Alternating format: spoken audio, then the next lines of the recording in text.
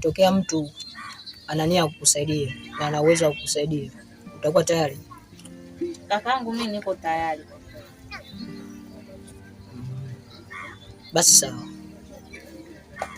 mimi nitakusaidia, lakini nina ndugu yangu, ngoja nikazungumze naye, akiwa tayari nitakurudia. Sawa kakaangu, mimi nitashukuru kwa hilo. Basi haina shida, kazi njema. Sawa, karibu tena.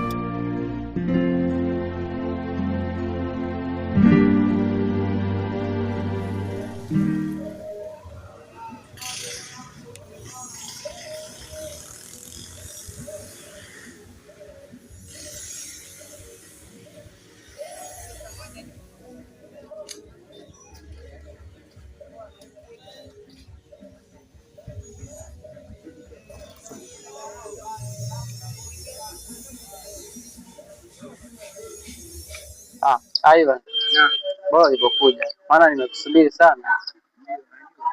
Nataka ukachukue mzigo upeleke pale dukani. Mzigo usiwaze, nishaupeleka na nishaufikisha mwenyewe na mwenyewe kashauchukua. Najua, lakini na kitu kimoja.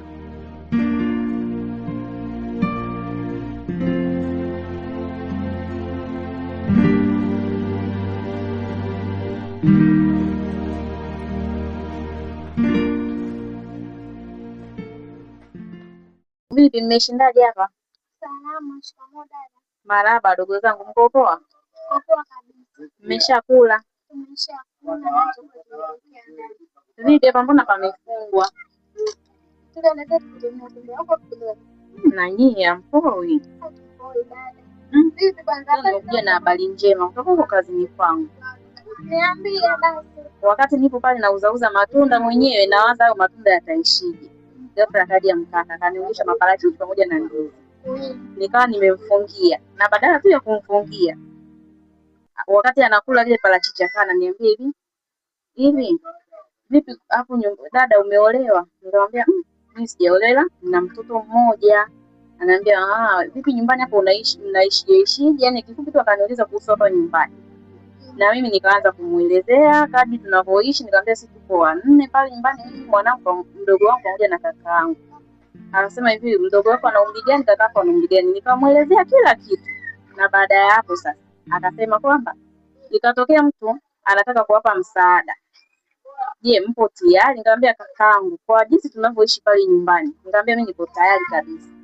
Hivyo basi amesema anaenda kuongea na kaka yake, na baada ya hapo kadri itakavyokuwa, na imani hapa tutaondoka, tutaenda kuishi huko.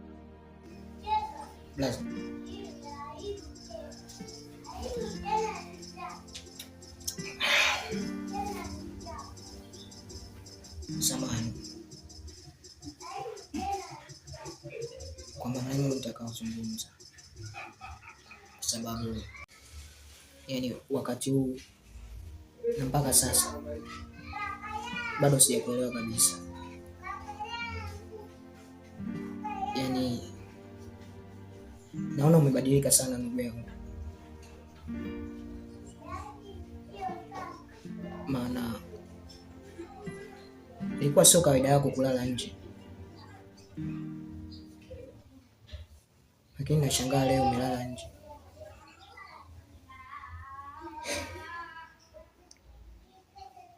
John, huwezi kuelewa situation ninayopitia kwa sasa.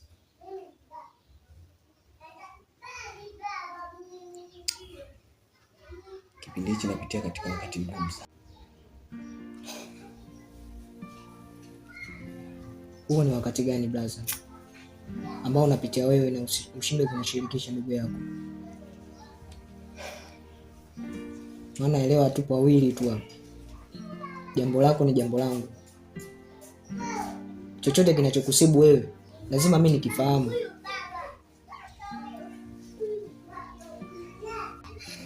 Kwa muda huu kichwa changu hakipo vizuri, kwa hiyo nishote sihitaji makelele.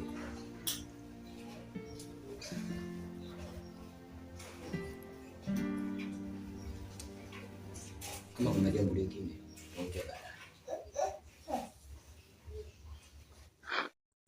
Lazima samani.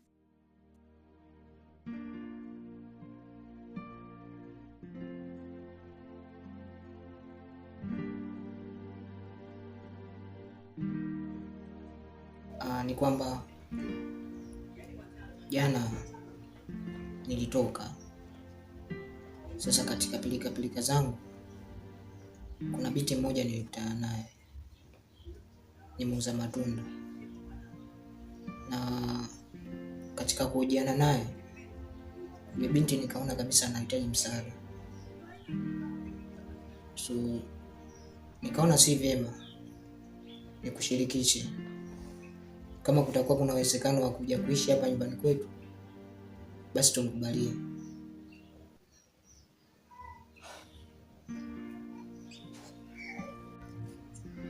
Anahitaji msaada au utakuwa umempenda? Blaza, hivi kwa muonekano wangu, anyway tuachane nayo. Sijampenda, lakini kwa kumwangalia na story alionipa kuhusu maisha yao, ndio maana nikaingiliwa na huruma. Ni kwamba anahitaji msaada kweli, maana na ndugu zake, na yeye ndio kama baba, yeye ndio kama mama, wanamtegemea.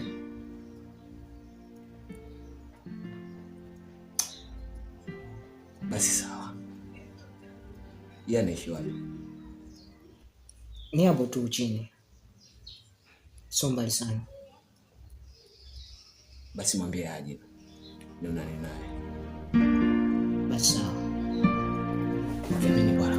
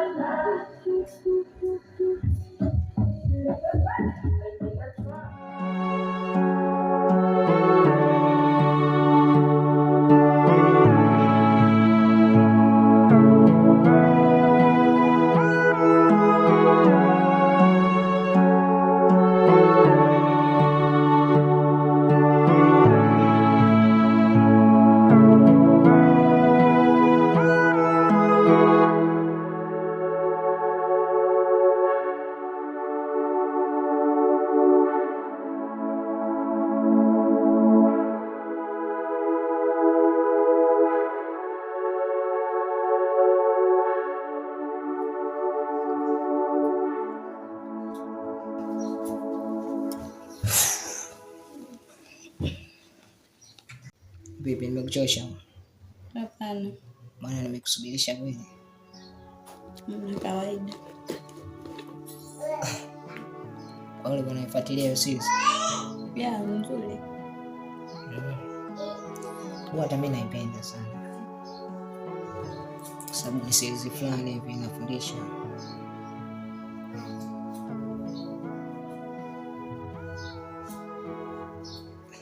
Sawa.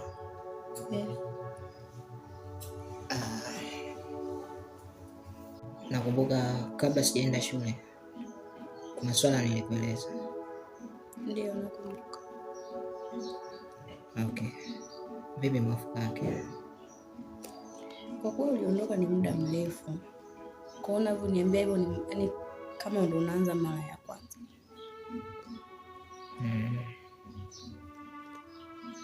Ya, kiukweli hiyo ndo siri ambayo nimeshindwa kuificha kwenye moyo wangu. Ni kwamba siku ya kwanza nilipokuona niliogopa kukusemesha, lakini hata nilipokusemesha, kusema kweli niliogopa kukupenda. Lakini kwa sasa sina budi tu nikwambie nakupenda,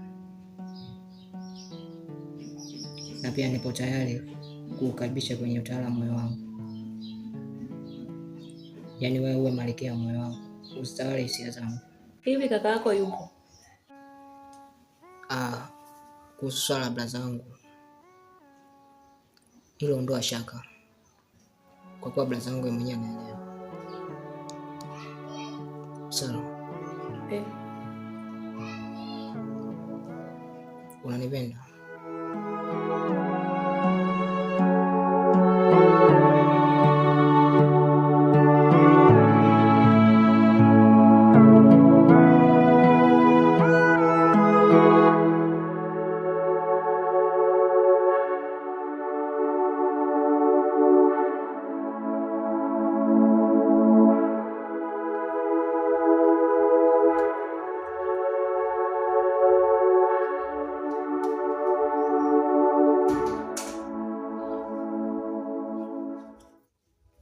Karibu. Asante kaka.